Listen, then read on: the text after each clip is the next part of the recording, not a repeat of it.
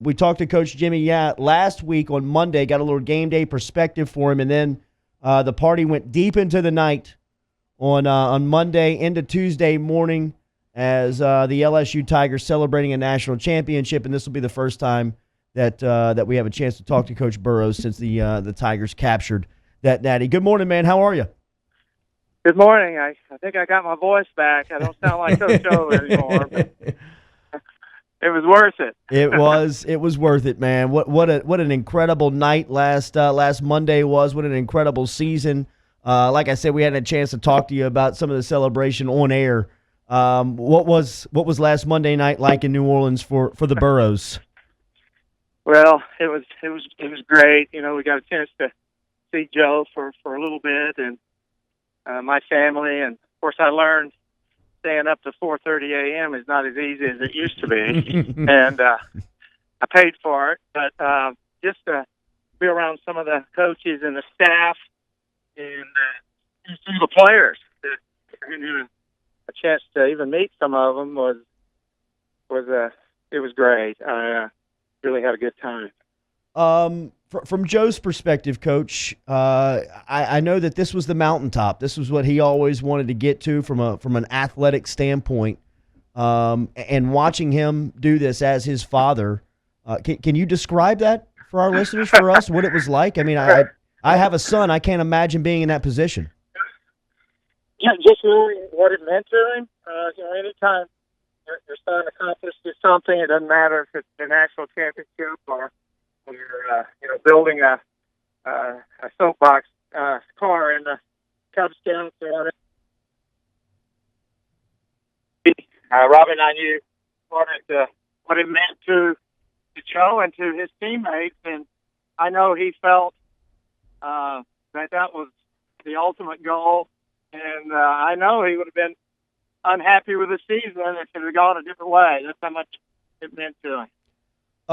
Coach, so now the next part of the process, in I guess the number one pick in the draft. I mean, it seems like he's going to be the number one pick in the NFL draft, and I know this is something that you wanted to get through the season first. You wanted to get through everything before you started to think about it and talk about it. But I know that the behind the scenes that you and Robin have been kind of manning this process, leading this process off the field. How crazy is this now? I mean, what is life like now that the football season is over and that you potentially have the number one pick, sitting here and waiting on the draft? Joe, that was not something that he dealt with during the course of the season. We interviewed agents, marketing, contract agents, financial advisors. We took care of all that. Occasionally on Sundays he would field calls, but I think it had been a month going into the championship game since he had actually talked to anybody. He never met with anybody in person. He wanted to stay focused.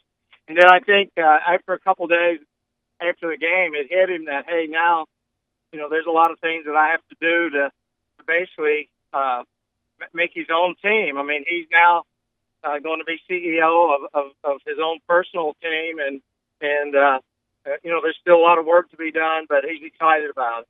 So where does that process start? What would you say is kind of step number one? Well, we interviewed 14 contract advisors starting in the summer, and then Joe finally joined the party, so to speak, in person with about 4 different ones last week in Baton Rouge and a couple different marketing agencies, and we're close to forming that team, and I think that'll be a real relief to him because his mom and I have to deal with a lot of different things, and now we'll have other members of our team that we can pass things off to. But it started a long time ago when Joe initially wasn't projected where he is, and the interest certainly increased, especially after that Texas game. With some of the top agents in the business started to contact us. You've been around football your whole life. How intense is the business around a potential number one pick in that sport? Yeah, I mean, it's all about dollars and cents at this point, starting out. And, you hire agents, they make money. They make money for Joe. You have marketing, you have to decide, what's Joe's brand? How does he want to be perceived? He's got a great reputation right now, so you don't want to do anything marketing wise that would jeopardize what he already has built up just by being who he is and the quarterback at LSU. So you have to be careful about where you are, what you say, what you do, and the reason being now, so even more, is that it affects you financially.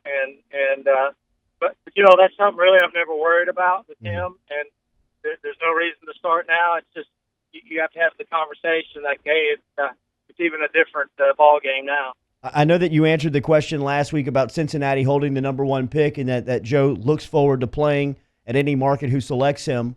What has it been like to be a Burrow living outside of Cincinnati this year? Well, I mean, it's crazy here, even in Athens.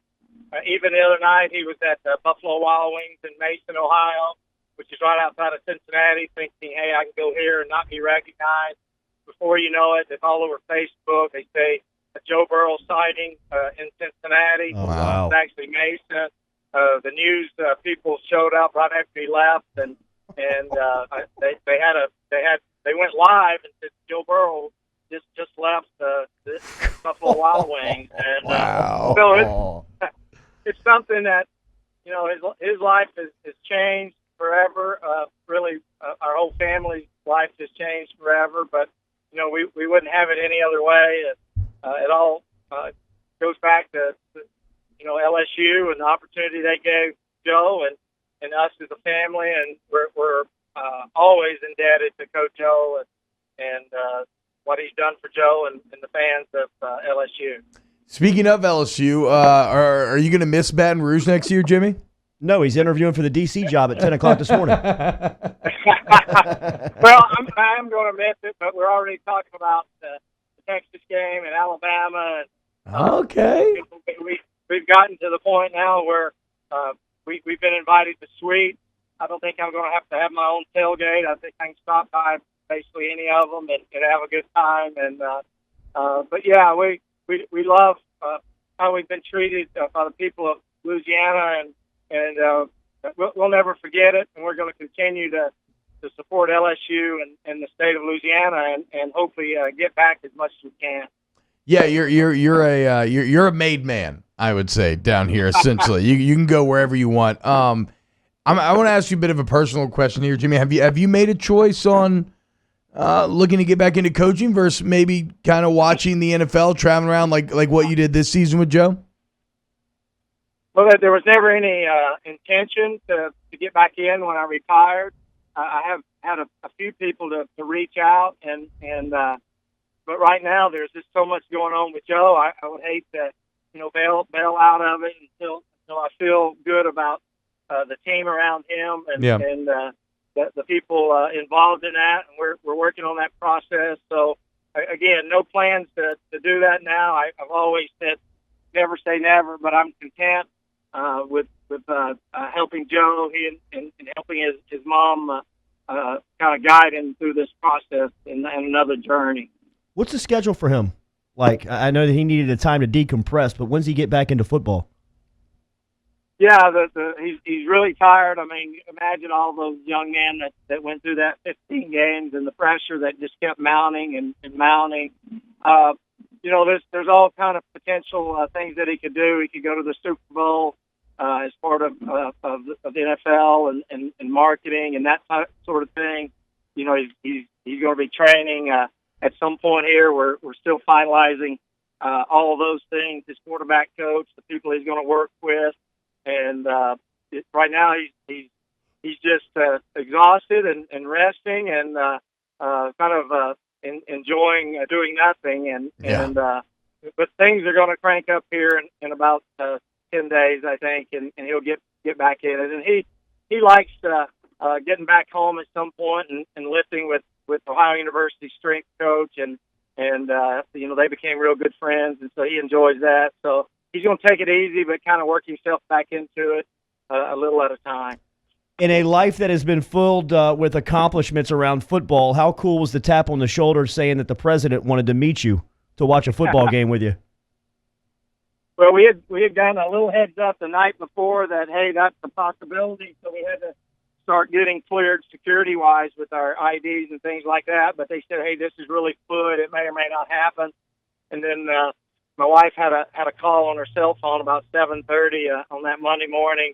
The caller ID said the White House, and so we're thinking maybe it's still a prank. But they told us what we needed to do at halftime, and so we went up to President Trump's suite and met Mrs. Trump and Steve Scalise, the House Minority Whip from Louisiana. They're big fans of Joe. Trump loves Joe, and as Joe said, doesn't matter what you believe in politically. He is the president of the United States, and you should respect that position.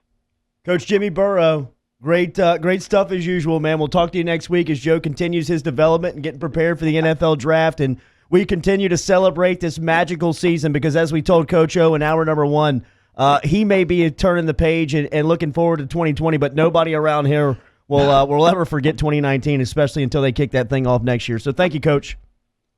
All right, thank you. Go Tigers. Yes, sir. There he is, Jimmy Burrow, checking in from the Plains this morning.